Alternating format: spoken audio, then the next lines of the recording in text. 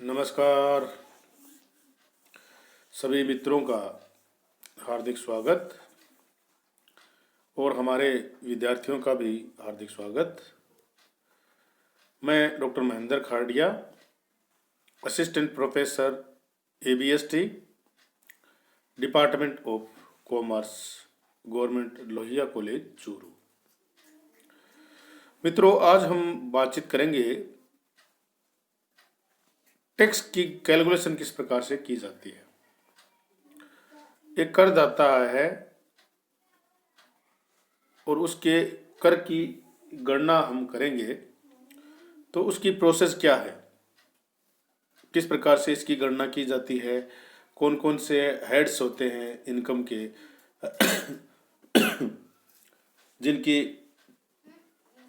जिनको इनकम में शामिल किया जाता है, और उसकी प्रोसेस क्या है, स्टेप कौन कौन से होते हैं, इसके बारे में हम सामान्य शब्दों में बातचीत करेंगे। क्योंकि प्रत्येक जो हमारे वेतनभोगी कर्मचारी हैं उनको अपनी रिटर्न फाइल करनी होती है, और जो छोटा व्यापारी होता है, जो बाहर व्यापार करते हैं या छोटा बिजनेस करते हैं, उनको भी अपनी रिटर्न फाइल करनी होती है। तो सामान्य जानकारी अगर हमें होगी तो हम अपना जो आयकर का जो रिटर्न है वो फाइल कर सकते हैं और बचत का लाभ प्राप्त कर सकते हैं। क्योंकि अगर हमें जानकारी नहीं होगी तो हम बचत के बारे में सोच नहीं सकते। अगर हमें जानकारी होगी तो हम जो बचत करना चाहते हैं, टैक्स में बचत करना चाहते हैं, उसका फायदा हम ले सकते हैं। तो शुरू करते हैं। व्यष्टि का कर निधन। आयकर अधिनियम की धारा 231, जो आयकर अधिनियम है उसकी धारा 231 के अंतर्गत एक शब्द है जिसको बोलते हैं पर्सन।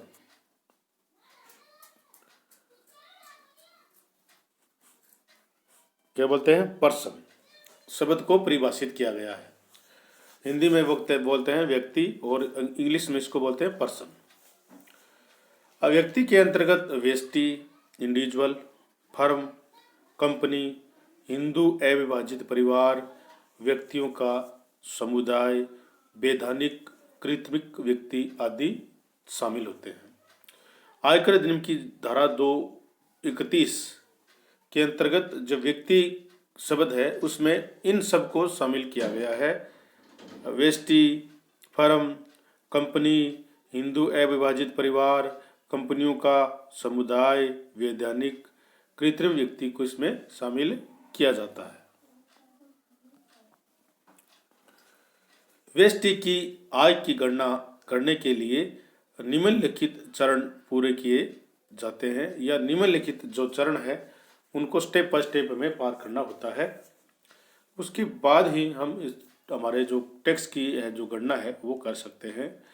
सबसे पहले तो हम ये डिसाइड करेंगे कि निवास स्थान का निर्धारण करना। किसी भी इंडिविजुअल व्यक्ति की जो इनकम है उस पर टैक्स का निर्धारण करने के लिए हम सबसे पहले निवास स्थान का निर्धारण करेंगे कि वो व्यक्ति भारतीय है, विदेशी है या अनिवासी है या निवासी है। उसके निवास स्थान का निर्धारण सबसे पहले किया जाएगा।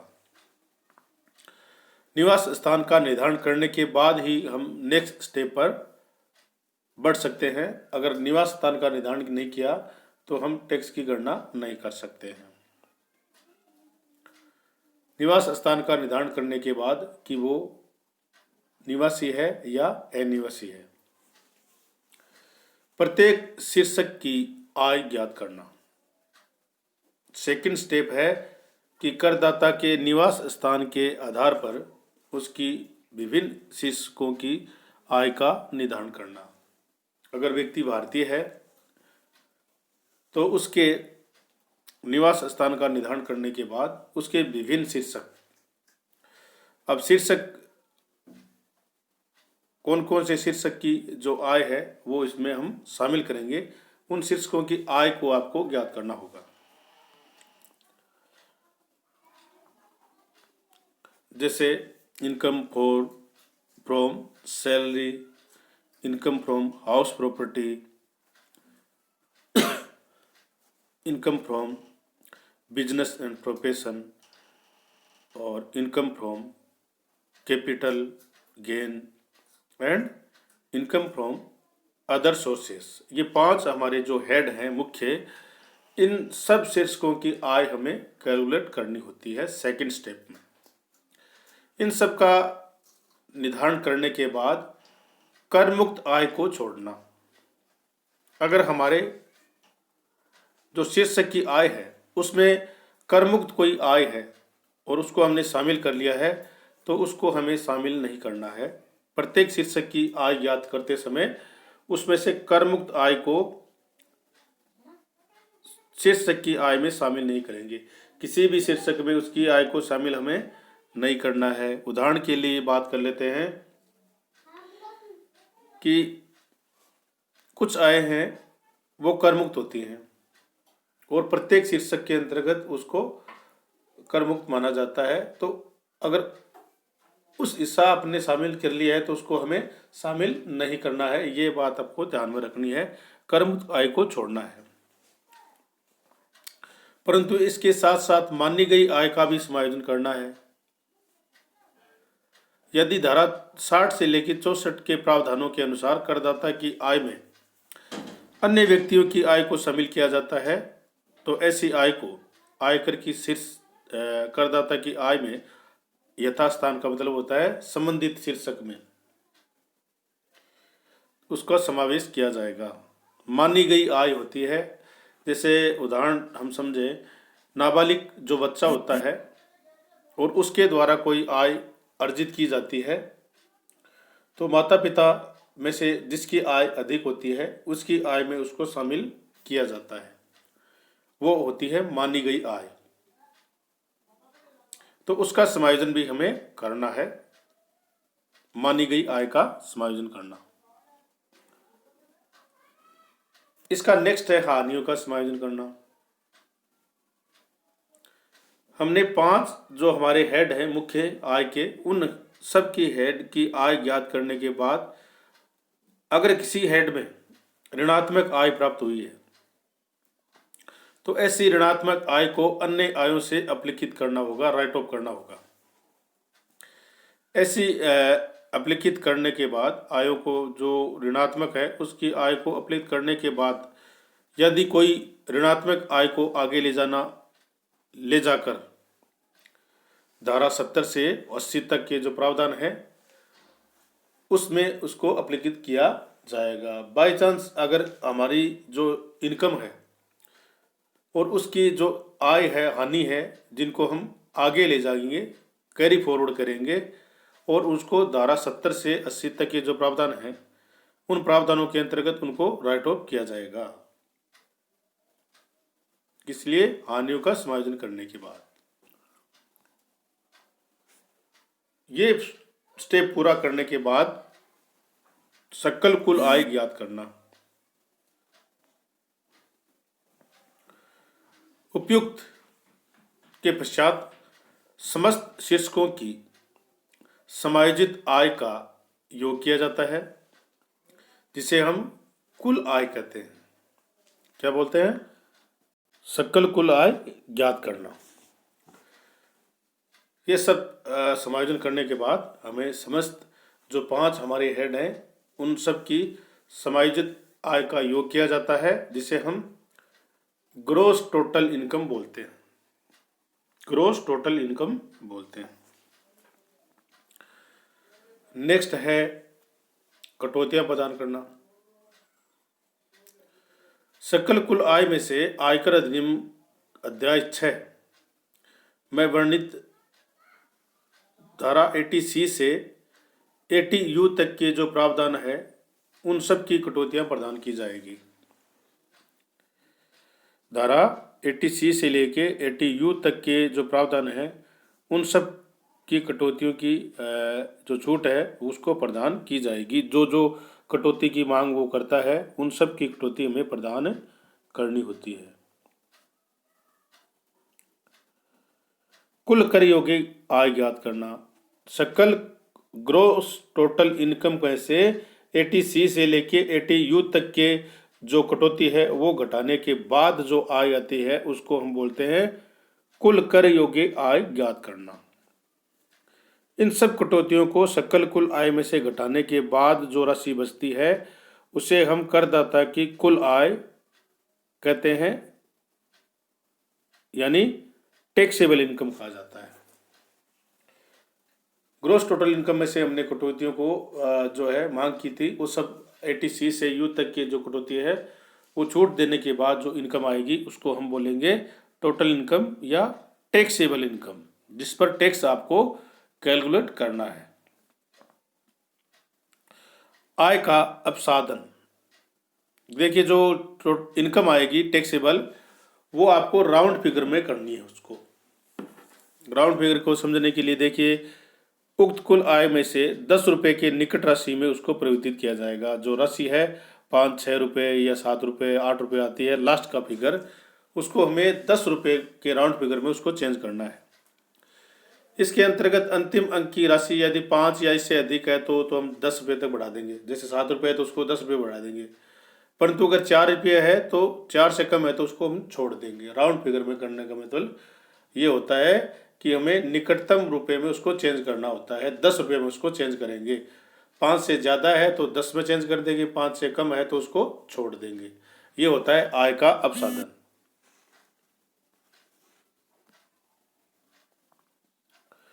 और राउंड फिगर में करने के बाद कर दायित्व की गणना।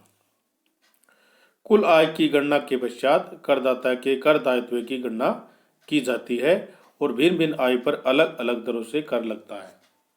ये अभी आपको ध्यान में रखना है कि अलग अलग शीर्षक की आय है उन पर कर की जो रेट है वो सब अलग अलग रेट होती है और अलग अलग रेट के आधार पर उनका टैक्स कैलकुलेट किया जाता है। उदाहरण के लिए जैसे कैजुअल इनकम होती है तो उस पर 30%, लॉन्ग टर्म कैपिटल गेन पर 30% टैक्स लगता है। तो जैसे जैसे शीर्षक की आय है वैसे वैसे उसकी दरों के आधार पर उसका कैलकुलेशन किया जाता है कर का। ये सब करने के बाद कृषि पर आय का समायोजन। यदि करदाता की कृषि आय है तो कृषि पर कर का समायोजन किया जाएगा। अगर करदाता के पास कृषि एग्रीकल्चर इनकम है तो उसका भी एडजस्टमेंट में करना होगा। अगर कृषि आय नहीं है तो उसका कोई समायोजन आपको नहीं करना होता है। ये समायोजन करने के बाद स्वास्थ्य व शिक्षा प्रभार जोड़ें। विभिन्न दरों से विभिन्न आयों पर कर लगाने के पश्चात आय के कुल राशि पर जो कर आती है उस पर 4% की दर से स्वास्थ्य और शिक्षा प्रभार लगाया जाएगा। सामान्यतः स्वास्थ्य व शिक्षा प्रभार जोड़ने पर करदाता का कुल कर दायित्व ज्ञात हो जाता है। अगर हमने ये 4% की दर से टैक्स लगा दिया है तो हमें कुल टैक्स लायबिलिटी ज्ञात हो जाती है कि इतना कर आप करदाता को है वो चुकाना होता है। और कर से राहत। एक धारा है 89(1). उक्त बिंदु 12 में ज्ञात कर दायित्व की राशि में से धारा 86 व धारा 89(1) के अंतर्गत कर राहत प्रदान की जाएगी। आपको 86 से व 89(1) के अंतर्गत अगर आपका कोई दावा है तो उसको हम मान लेते हैं और उसको करके राहत है उसको प्रदान कर दी जाएगी अगर दावा करता है तो। और ये सब करने के बाद टैक्स की जो राशि है उसको भी हम राउंड फिगर में करेंगे अपसाधन। अधिभार शिक्षा प्रभार राहत की गणना के पश्चात कर दायित्व की राशि को 10 रुपये के गुणांक में पूर्णांकित किया जाएगा। इस हेतु रुपये की इकाई राशि यदि 5 से कम है या अधिक है तो 10 रुपये और कम है तो उसको छोड़ देंगे। ये सब करने के बाद आपके कर दायित्व की गणना हो जाएगी। अब आपको एक परफॉर्मा है, उस परफॉर्मे में समझाते हैं कि किस प्रकार से गणना की जाती है। तो देखिए, pro forma for calculation of tax liability of A individual. व्यष्टि करदाता के लिए कर दायित्व की गणना का प्रारूप आपको दिया गया है। पर्टिकुलर और अमाउंट का 2 कॉलम होंगे उसमें।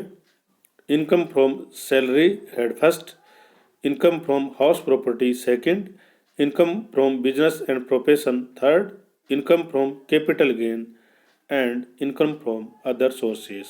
ये 5 जो हेड हैं, इन सब जो शीर्षक हैं, हेड हैं, इन सब की आय हमें कैलकुलेट करनी होती है और इन सब का टोटल आता है, उसको बोलते हैं ग्रॉस टोटल इनकम। ठीक है। ग्रॉस टोटल इनकम में से हम डिडक्शन देंगे 80C से 80U तक के।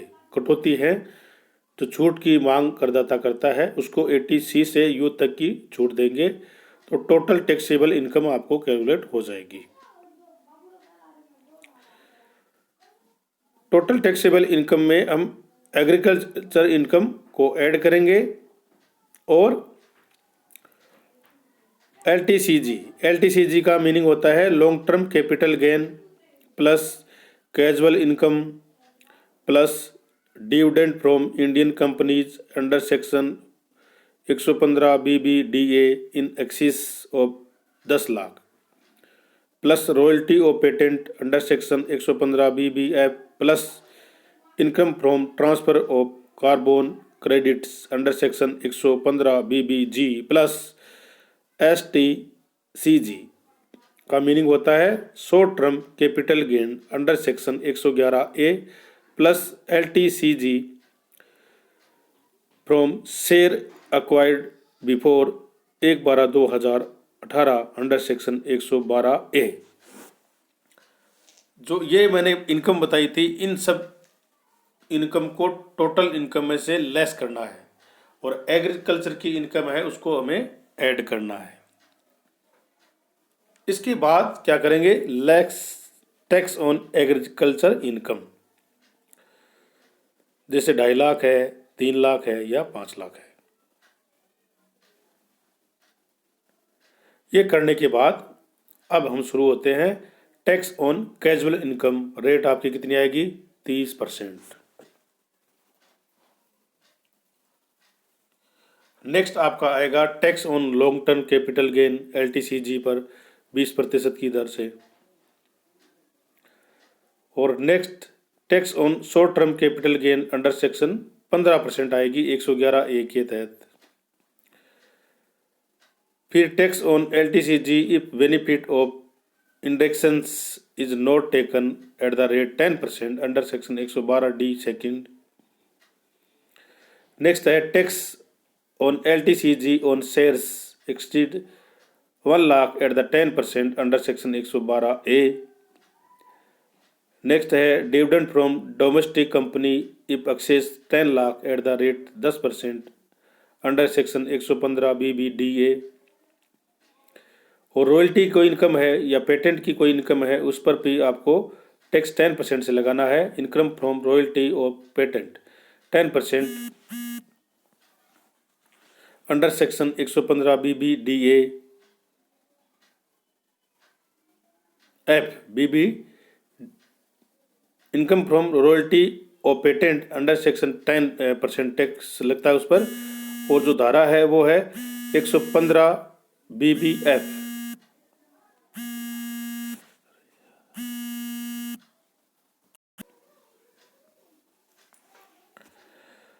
और नेक्स्ट है tax on income from transfer of carbon credits under section 115 BBG। ये अलग अलग जो हेड्स की इनकम है उन पर अलग अलग जो रेट है उसके हिसाब से हमने जो टैक्स है वो कैलकुलेट किया है।